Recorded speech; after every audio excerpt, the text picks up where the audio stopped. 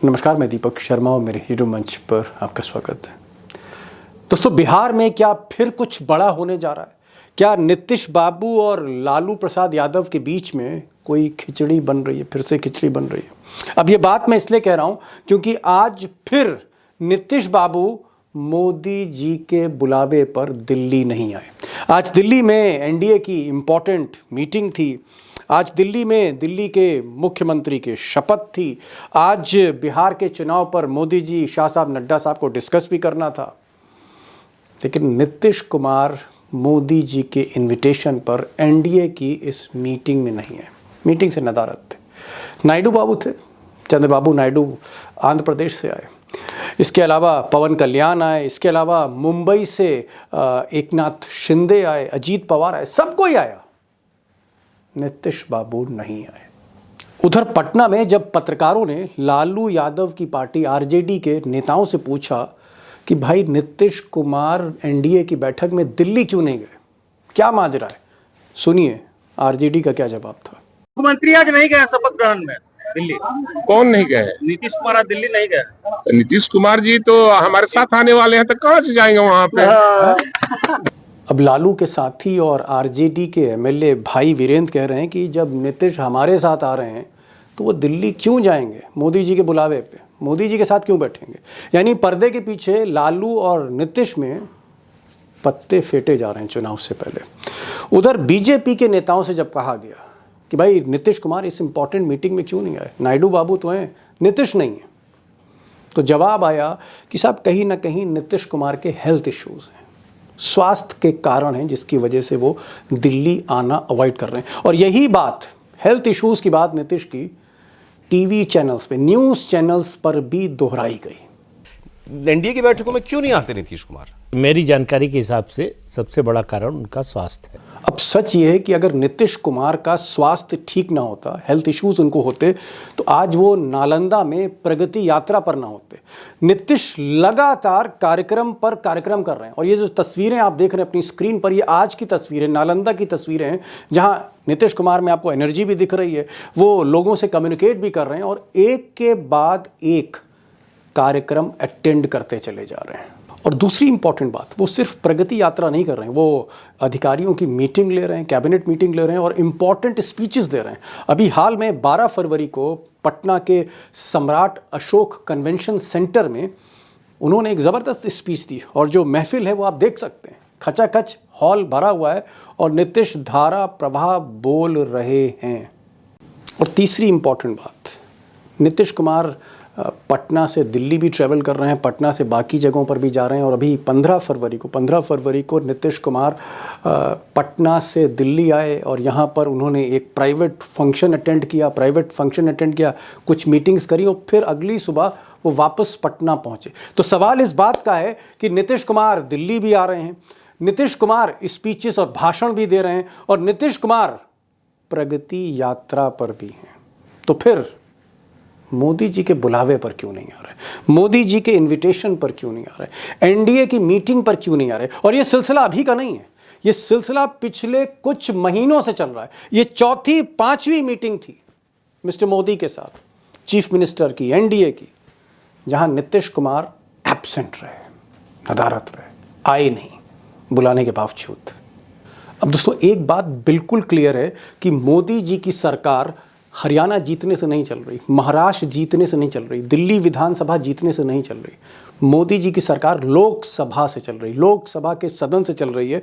और इस सदन में अभी भी आज की तारीख में मोदी जी अल्पमत में 240 सीटों पर है, 32 शॉर्ट ऑफ 272, बहुमत के मार्क से 32 सीटें कम। और इसीलिए जो सरकार है वो 2 बैसाखियों पे चल रही है, नीतीश कुमार और नायडू बाबू की बैसाखियों पे। हालांकि कुछ और छोटी पार्टियां हैं जो उनको मदद दे रही हैं, उनको सहयोग दे रही हैं, लेकिन 2 प्रोमिनेंट पार्टीज़ हैं, नीतीश कुमार और नायडू बाबू, इनकी बैसाखियों पर मोदी जी की सरकार चल रही है। और अगर एक बैसाखी हटी तो कुछ भी हो सकता है, एक बैसाखी हटी दुर्घटना घटी। अब सवाल यह है कि नायडू बाबू हर महीने 2-2 बार, 3-3 बार मोदी से मिल रहे हैं, अमित शाह से मिल रहे हैं, एक महीने में कई चक्कर कट रहे हैं उनके, आंध्र प्रदेश से दिल्ली आ रहे हैं। लेकिन नीतीश कुमार पिछले कई महीनों से एक बार भी दिल्ली नहीं आ रहे, जबकि क्रूशल इलेक्शन है बिहार का और मोदी जी नीतीश कुमार के चेहरे पर चुनाव लड़ रहे हैं। नीतीश कुमार अगर झटका दे दे मोदी जी को और लालू के साथ चले जाएं तो 2025 का चुनाव भी 2020 जैसा होगा। ये बिहार की जो अरिथमेटिक है, जो केमिस्ट्री है वोट की, वो ये कहती है। सवाल इस बात का है कि फिर नीतीश क्यों नहीं आ रहे।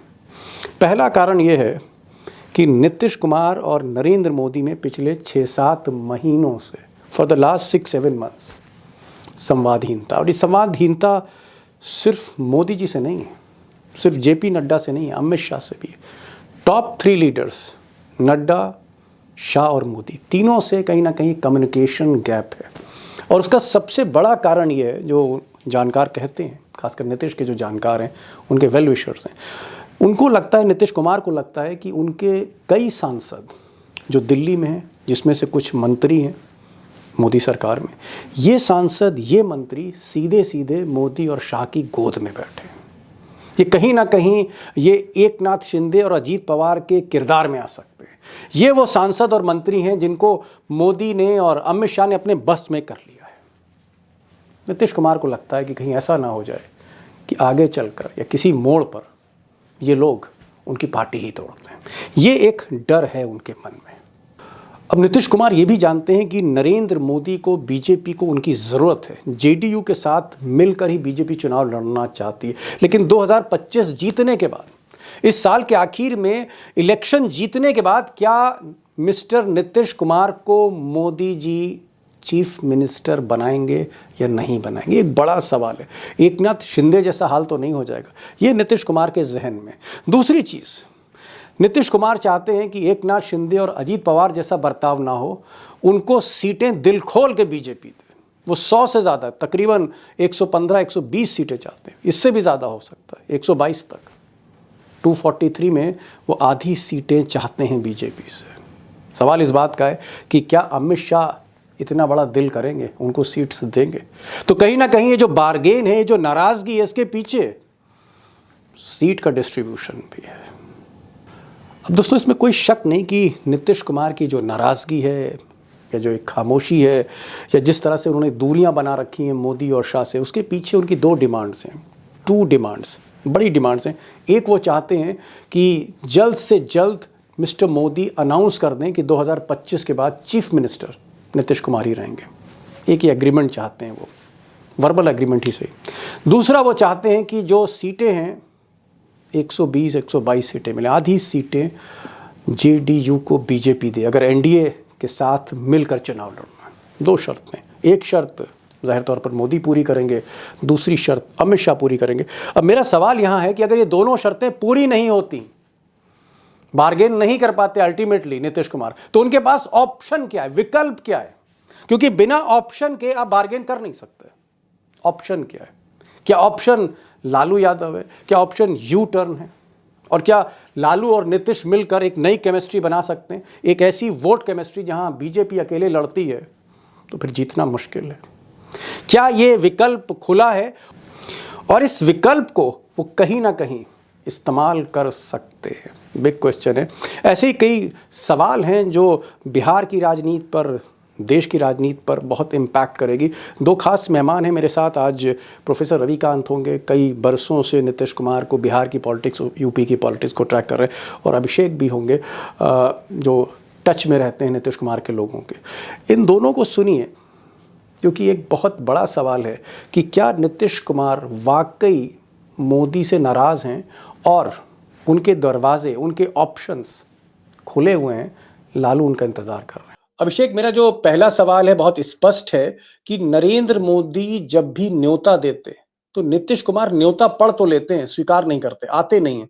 और आज हमने देखा एनडीए की इतनी इंपॉर्टेंट बैठक, नायडू बाबू आंध्र प्रदेश से आए, पवन कल्याण आए, मुंबई से एकनाथ शिंदे पहुंचे, उसके अलावा अजीत पवार पहुंचे, सारे लोग बिजी हैं। नायडू से ज्यादा बिजी कौन होगा? लेकिन नीतीश कुमार के पास समय नहीं है मोदी जी के लिए। और ये सिलसिला, मैं ऐसा नहीं कह रहा हूं कि ये पहला या दूसरा मौका है। नीति आयोग की बैठक के बाद मैंने कम से कम दिल्ली में नीतीश कुमार को मोदी जी के साथ चाय पीते नहीं देखा है। आपने देखा हो तो अलग बात है। ये कौन सी राजनीति कर रहे हैं, कौन सा प्रेशर टैक्टिस है, ये कौन सा खेल हो रहा है? दीपक जी, दिल्ली के बाद चुनाव अब बिहार का ही है और बिहार के चुनाव के लिए यह विशुद्ध रूप से बार्गेनिंग की कोशिशें हो रही है। बार्गेनिंग कैसी? तो 243 सीटों में से 122 सीटें भारतीय जनता पार्टी छोड़े जेडीयू के लिए और बची हुई 121 सीटें, यानी आधी सीटें बीजेपी अपने लिए और अपने खाते में जो उनके साथ अलायंस पार्टनर मौजूद है, मसलन चिराग पासवान की पार्टी, जीतन राम मांझी की पार्टी और उपेंद्र कुशवाहा की पार्टी, इन सब के लिए को बीजेपी अपने साथ 121 में एडजस्ट करे। और यही बात फंस रही है, क्योंकि सबका कहना है, खासकर बीजेपी के लोगों का, कि 100-100 सीटें दोनों पार्टियां लड़ ले, 2-3 सीटें जेडीयू ज्यादा ले ले बीजेपी से, 100 की जगह 103 लड़ ले और बाकी सारी सीटें छोटे अलायंस पार्टनर के लिए छोड़ दे। लेकिन नीतीश कुमार जी। को यह लग रहा है कि जितनी सीटें वो अलायंस पार्टनर के लिए छोड़ेंगे वो जेडीयू के खाते की नहीं है, बीजेपी के खाते की है। और आप अभी कह रहे हैं कि प्रेशर टैक्टिक्स, एक दबाव बना रहे हैं नीतीश कुमार, और दबाव बनाने के लिए उन्होंने नाराजगी का रास्ता अख्तियार किया कि हम थोड़ा नाराज चल रहे हैं आपसे। मान लीजिए अगर 100 सीटें भी नहीं देती बीजेपी, तो फिर नीतीश कुमार के पास विकल्प क्या है? भाई, बार्गेन आदमी तभी करता है जब उसके पास 2 ऑप्शंस होते हैं, जब कोई एक ऑप्शन होता है। तो नीतीश कुमार के पास कोई ऑप्शन होगा तभी बार्गेन कर रहे हैं, तभी इतना रिस्क ले रहे हैं ना। आखिर अगर नायडू बाबू के पास कोई ऑप्शन नहीं है, एकनाथ शिंदे के पास कोई ऑप्शन नहीं है, अगर अजीत पवार के पास कोई विकल्प नहीं है, तो वो मोदी जी के आगे नतमस्तक हैं। नीतीश नतमस्तक इसलिए नहीं हो रहे होंगे क्योंकि उनके पास कोई विकल्प होगा, ऑप्शन होगा। वो ऑप्शन क्या है? दीपक जी, ऑप्शन क्या है? ऑप्शन की चर्चा के पहले आपको बता दूं, अभी थोड़ी देर पहले एक बाइट आई है राजद के विधायक भाई वीरेंद्र की, लालू यादव के बेहद करीबी है। जब उनसे पत्रकारों ने पूछा पटना में आज कि नीतीश कुमार दिल्ली नहीं गए हैं, दिल्ली की कैबिनेट का शपथ ग्रहण समारोह था उसमें नहीं गए हैं, तो उन्होंने कहा कि वो हमारे साथ आने वाले हैं इसलिए नहीं गए हैं। एक लाइन की बाइट उनकी है कि हमारे साथ आने वाले हैं, वो नहीं गए हैं। लालू यादव का आपको पता ही है कि ओपन लेटर है, खुला निमंत्रण है लालू यादव की तरफ से। तो नीतीश कुमार के पास बार्गेनिंग करने के लिए इतनी ताकत अभी राजनीतिक तौर पर मौजूद है कि एक नहीं तो दूसरा दरवाजा उनके लिए हमेशा खुला हुआ है।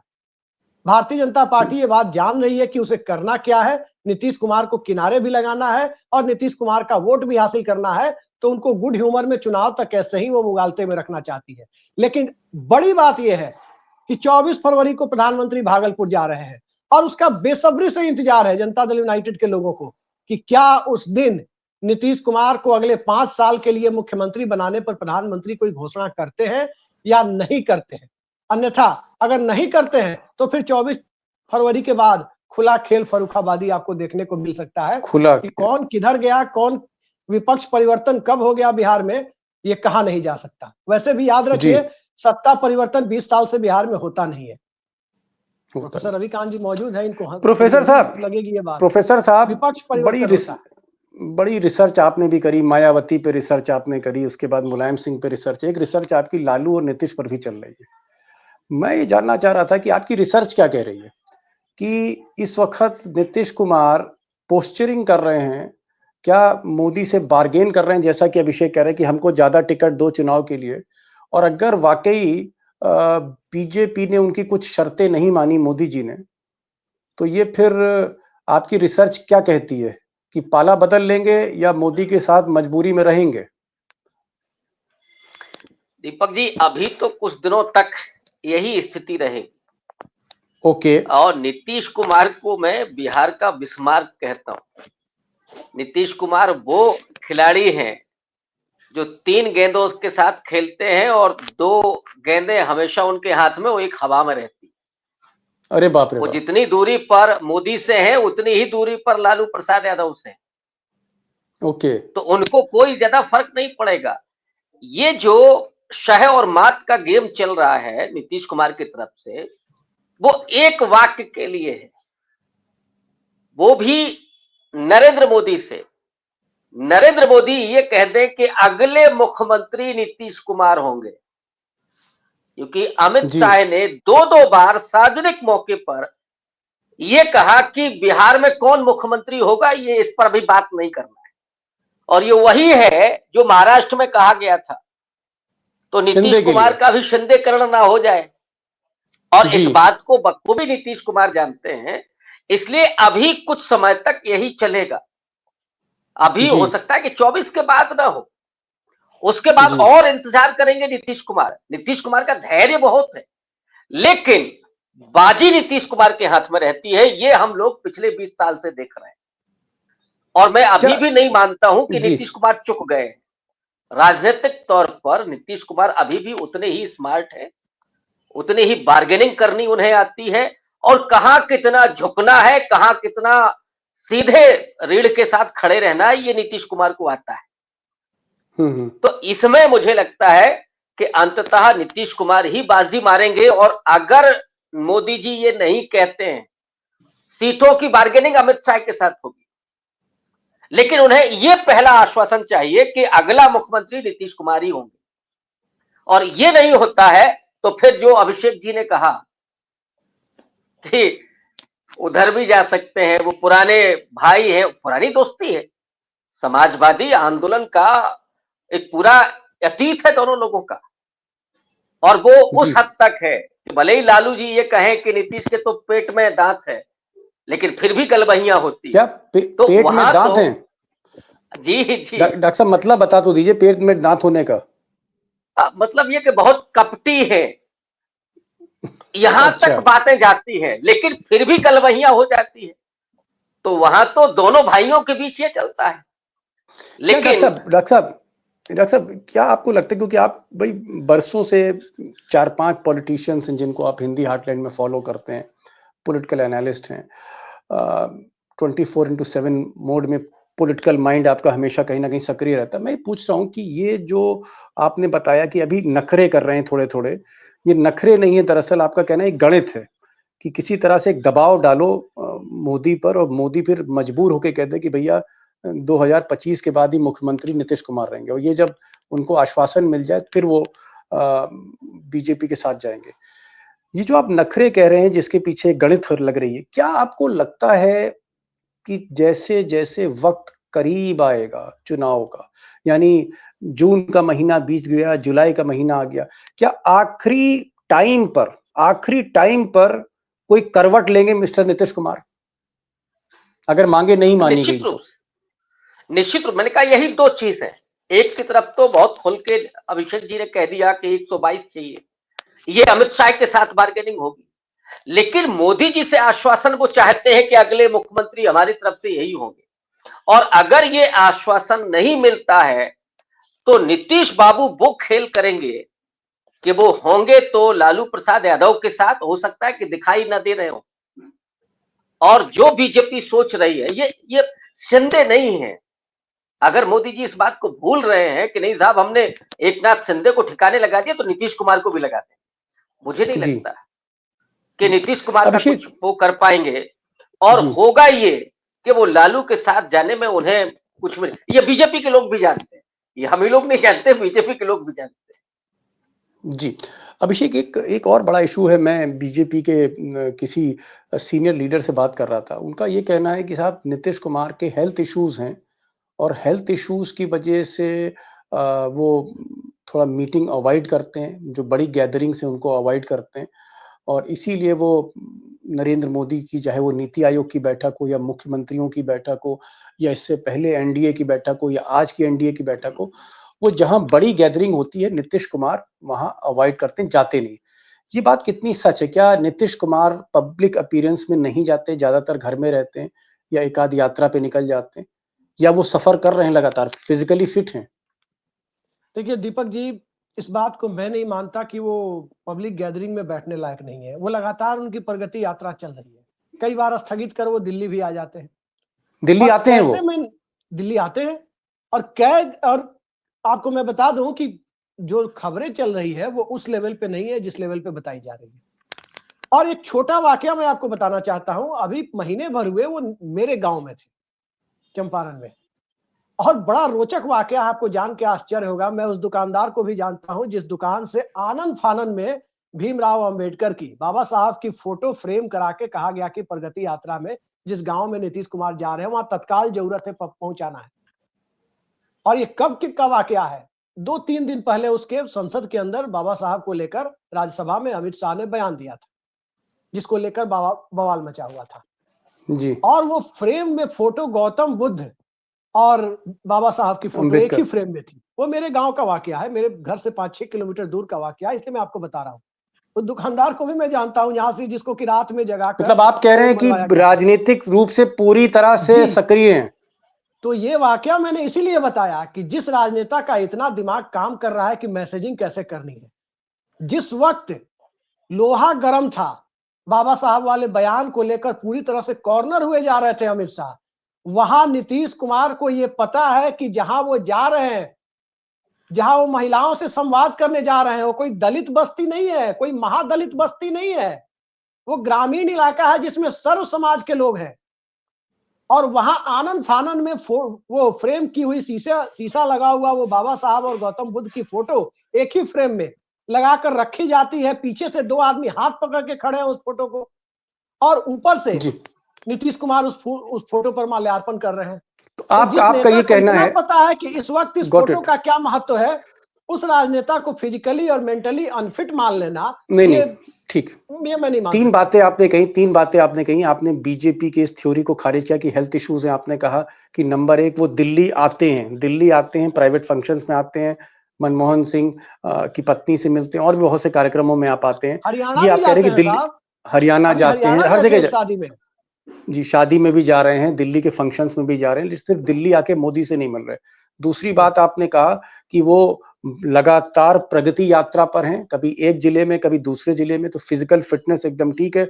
और तीसरा आपने कहा कि सारे राजनीतिक दांव पेच खेल रहे हैं, यानी हेल्थ इश्यूज नहीं है। मैं यहाँ पर एक चीज पूछना चाहूंगा कि अगर हेल्थ इश्यूज नहीं है और बार्गेन करने के लिए नाराज है मोदी जी से, आपको लगता है कि एक ऐसा समय भी आ सकता है जहां नीतीश और लालू एक हो जाएं, अगर उनको बीजेपी की तरफ से सही ऑफर नहीं मिलता? मान लीजिए बीजेपी सही ऑफर नहीं देती, चीफ मिनिस्टर का ऑफर नहीं देती, सीट्स नहीं देती, क्या फिर हम ये माने कि नीतीश कुमार फिर से एक यू टर्न ले सकते हैं और लालू उनका स्वागत करेंगे और एक नया समीकरण जो है वो कहीं ना कहीं जन्म लेगा फिर से बिहार में?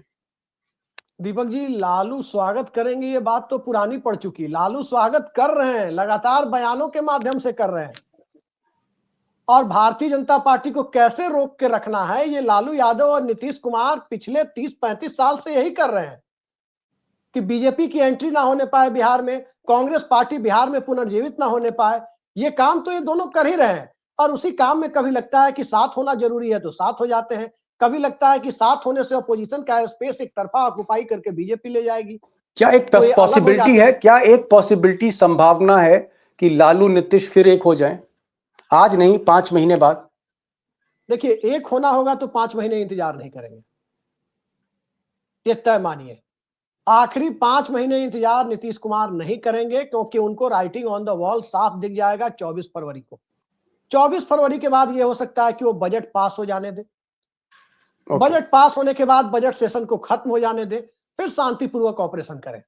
जी, चलिए, अभिषेक का ये कहना है कि भाई नीतीश चाहते हैं कि नरेंद्र मोदी उनको चीफ मिनिस्टर का कैंडिडेट घोषित करें 2025 के बाद, यानी जब चुनाव साथ में लड़ेगी एनडीए, जेडीयू और बीजेपी चुनाव साथ में लड़ेंगी, उसके बाद नवंबर में चुनाव होने हैं, दिसंबर में शपथ लेना चाहेंगे दोबारा फिर से मुख्यमंत्री की।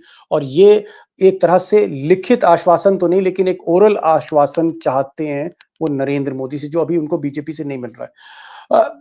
एक संभावना और पूछना चाहूंगा प्रोफेसर साहब, मान लीजिए नरेंद्र मोदी आने वाले 2-3 महीनों में, होली भी गुजर जाती है, गर्मियां आ जाती है, अगर तब भी नीतीश कुमार का वो ऐलान नहीं करते कि हमारे मुख्यमंत्री रहेंगे, तो आपको क्या लगता है कि क्या फिर बीजेपी का कुछ और डिजाइन है कि चुनाव जीतने के बाद इस बार मुख्यमंत्री बीजेपी के होगा? यानी जिस तरह से महाराष्ट्र में एकनाथ शिंदे का हाल हुआ, क्या ऐसा हाल फिर नीतीश कुमार का हो सकता है और पार्टी भी टूट सकती है आगे पीछे? देखिए, भारतीय जनता पार्टी की तो पूरी कोशिश है। वहां के डिप्टी सीएम ने कहा कि साहब, अटल बिहारी वाजपेयी का सपना था कि बिहार में अपना मुख्यमंत्री बनाना।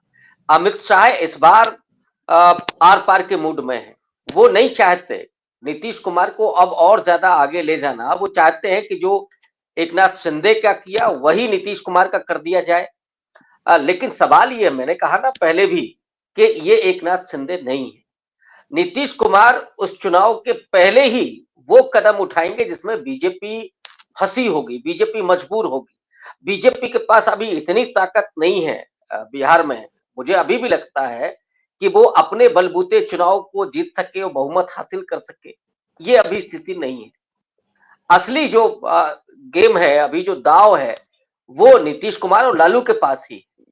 हाँ, ये जरूर है कि आफ्टर इलेक्शन वो कोशिश करेगी कि नीतीश कुमार की पार्टी को तोड़ दिया जाए, लेकिन क्या नीतीश कुमार इस बात को नहीं समझते होंगे? जरूर समझते होंगे।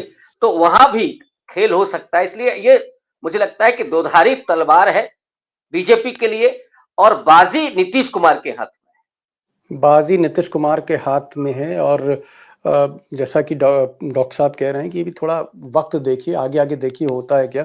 एक छोटा सा सवाल, लास्ट सवाल मैं पूछना चाह रहा हूं अभिषेक, 1 मिनट का वक्त है मुश्किल से।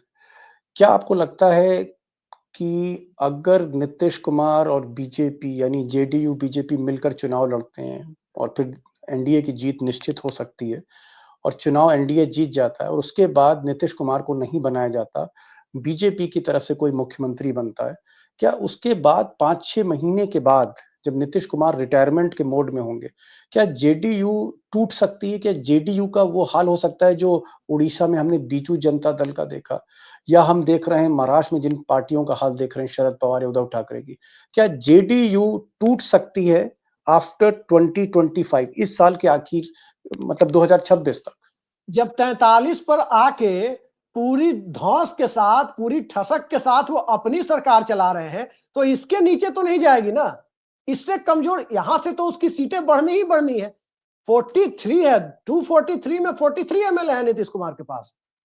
तो जब यहां से किसी सहयोगी दल की, चाहे वो राजद हो या भाजपा हो, सबके मंत्री कठपुतली हैं बिहार में, इंक्लूडिंग डिप्टी सीएम, किसी की नहीं चलने दे रहे, इससे नीचे तो नहीं जा सकती ना। अब नहीं इसके मेरा नीचे वो जो कहां जाएगी? मेरा आप जो सवाल कह है रहे कि हैं क्या पार्टी टूटने की बात, तो 43 पर नहीं टूटी तो आगे तो टूटने की बात छोड़ दीजिए। सत्ता छूट जाए तो टूट जाए, वो अलग बात है। और सत्ता तभी छूटेगी, वो प्री कंडीशन यही है कि राष्ट्रीय जनता दल भी इस पर रजामंद हो जाए कि सत्ता छूटने दो नीतीश कुमार की। जा रही है बीजेपी के हाथ में, तो जाने दो बिहार को। जब तक सत्ता नहीं छूटेगी तब तक पार्टी नहीं टूटेगी। जब तक जेडीयू के पास पावर है, सत्ता है, तब तक जेडीयू नहीं टूटेगी। लेकिन एक बात जो प्रोफेसर साहब ने कही कि अभी वक्त है, और मुझे लगता है कि कहीं ना कहीं बार्गेनिंग चल रही है इस वक्त, दोनों तरफ से प्रेशर चल रहा है। अगर नीतीश कुमार को मुख्यमंत्री का आश्वासन नरेंद्र मोदी नहीं देते और अमित शाह उनको 120 या जो सीटें वो मांग रहे हैं वो सीटें नहीं मिलती, तो फिर जो दूसरा ऑप्शन जिसकी हम बात कर रहे थे लालू यादव की, वो ऑप्शन जो है कहीं ना कहीं उसको जो है वो प्रयोग कर सकते हैं, उस विकल्प का प्रयोग वो कर सकते हैं, यानी वो पाला बदल सकते हैं। इससे कोई इनकार नहीं कर रहा, ना ही ये पैनलिस्ट कर रहे हैं। अभिषेक आप आए और प्रोफेसर साहब आप आए, बहुत बहुत शुक्रिया। Thank you so much for coming to this programme. Thank you so much.